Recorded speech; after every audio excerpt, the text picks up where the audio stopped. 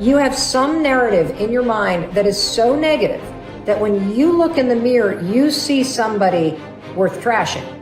You see what's wrong. You pick apart your appearance. And I want to reverse that, because here's the deal about self-confidence. Self-confidence begins with you. You realize the word self is in there, right? I can't give you confidence. I can give you a little boost. I can give you tools. I can encourage you. But confidence is forged in fire. It's something that's within you. And here's the thing I want you to realize about confidence. You are a confident person. That's why you miss feeling that way. You can only miss what you know. You've just been blocked from the feeling of it. And wherever you are right now in your life, I'm telling you, confidence is in there. You just got to figure out how to tap into it. If you're holding on to something that does not serve you, you are making a terrible error. It's going to cause all kinds of problems. You may blame other people or other things. You may blame the situation. It's you are the cause of the problem. The man that told me to pick up this book and read it, Ray Stanford, he had a saying. He used to say to me, Bob, you're the only problem you'll ever have, and you're the only solution. I think it might have taken me 5 years to understand it. But I do understand it. And you know something? I am the only problem I'll ever have, and I am the only solution. Don't hold on to anything that is not serving you. Reject it. You know the beautiful part about having an inductive reasoning factor? That's the part that chooses thoughts. You can accept or reject. The beautiful part of your mind, you can accept or reject anything that comes into your world. Accept or reject it. It's a choice. Don't hold on to anything that is not serving you. If we play the victim role, then we are using our personal power to be helpless. If we decide to accept responsibility, then we don't waste time blaming somebody or something out there. Some people feel guilty for creating illness or poverty or problems. They choose to interpret responsibility as guilt. And some members of the media like to refer to it as New Age guilt. These people often feel guilty because they believe that they have failed in some way. However, they usually accept everything as a guilt trip in one way or another, because it's another way to make themselves wrong. And that is not what I'm talking about. If we can use our problems and illnesses as opportunities to think about how we can change our lives, we have power. Here's something I want you to keep in mind. Life is a fight for territory. And once you stop fighting for what you want, what you don't want will automatically take over. In the past, if you look at it, people have perceived themselves as victims of everything around them, victims of circumstances. And then we go, oh, I'm sorry, life did not give me those wonderful things that other people have. And the simple reality is, no, if you have an issue, it's not the outside. This is what we've always, universe, give me something. We now know that our issues are internal. It's our own subconscious beliefs that we've been programmed with of disempowerment. Like when a child is growing up and getting its programs, so think of what things parents say. Oh, you don't deserve this. Who do you think you are? I mean, the parents didn't mean that for your whole life. They were trying to, goad you, needle you to make a change, so they would say these things. 95% of our life comes from those programs. So if you have disempowering beliefs about who you think you are, because you got them from other people, that's how you know who you are. These disempowering beliefs play 95% of the day in an average person's life. So I say, my wishes and desires, I want success, I want great relationships, I want all these wonderful things, I want health. I go, well, that's conscious mind, because conscious mind's creative. But as science reveals, only 5% of the day are we operating from our own personal wishes and desires. 95% of the day we operate from the programs that we got in the first 7 years. And if those programs, which psychologists have told us 70% are negative and disempowering and self-sabotage, I say, good, apply these 95% of the day in your life, and you realize why your life is a struggle. It's not a struggle because the universe is not providing. It's a struggle because your own consciousness is not accepting.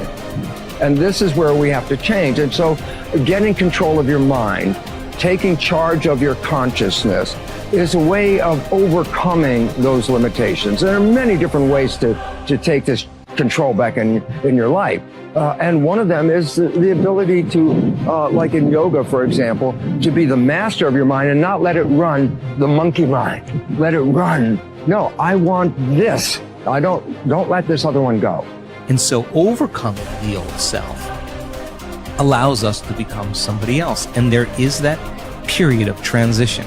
Yeah. I call it the void, where there's just not a lot happening. And you just got to be able to keep going and continuously get to the end of your belief, where most people stop. I just had a fabulous conversation with someone this weekend.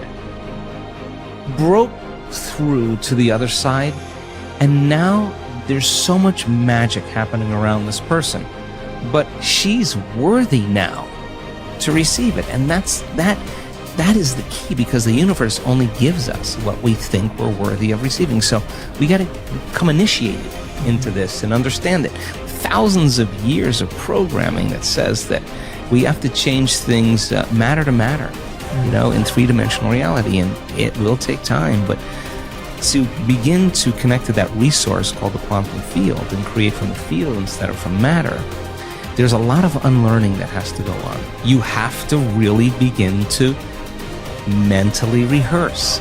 Like, so you ask yourself at the end of your day, I do this every day. How'd I do?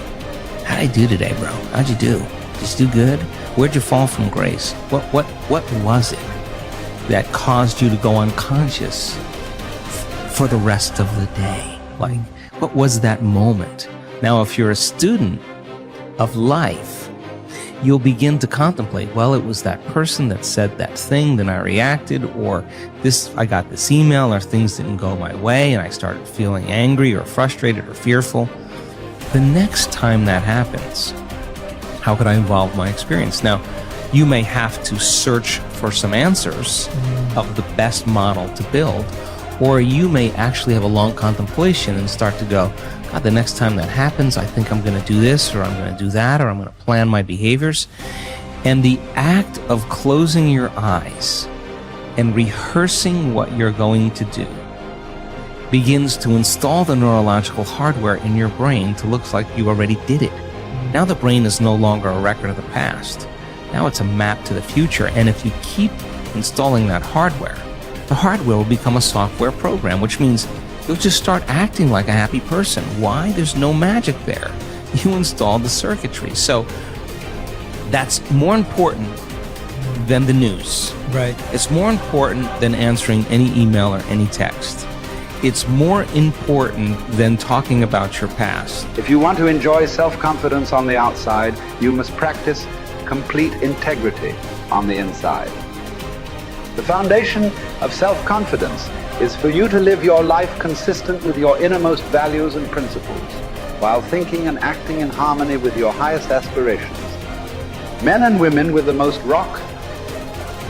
solid self-confidence are those who are absolutely clear about what it is they believe to be right and good and worthwhile, and who live their lives consistent with these values. Everything they do or say is an expression of their innermost convictions. Your whole world can fall down around you, but as long as you know that you are doing the right thing, you will have a deep inner sense of calm that will manifest itself in an attitude of confidence and self-assurance in any situation. You will have many ups and downs in life. But what is most important is that you remain true to yourself. Your true values are only expressed in your actions, in what you do. You can tell what you truly believe by observing what you do in any situation in which you have to make a choice, especially when you are under stress and pulled in two directions at once, with opposing demands or responsibilities. This is when your true values are revealed. The action that you take in any given situation will tell you which of your values is uppermost or whether you have any values at all. It is not what you say, hope, wish, or intend, but only what you do that counts. Your choices and the actions you take tell you unerringly who you really are.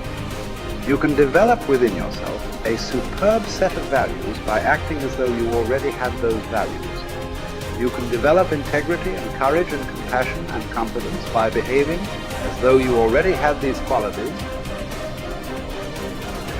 The more you act the part, especially when you demonstrate these qualities under stress or when you feel like doing or saying something else, the more rapidly these qualities become a permanent part of your mental makeup. The more you practice good values, the more rapidly you become a truly superior person. The keys to developing the unshakable self-confidence that will make everything else possible for you are self-control, self-mastery, and self-discipline. Self-confidence can come directly by behaving in a self-confident manner, but more often it comes indirectly by doing and saying the things and practicing the behaviors that lead to self-confidence. The most important self-development behavior is living consistently with your highest values at every opportunity,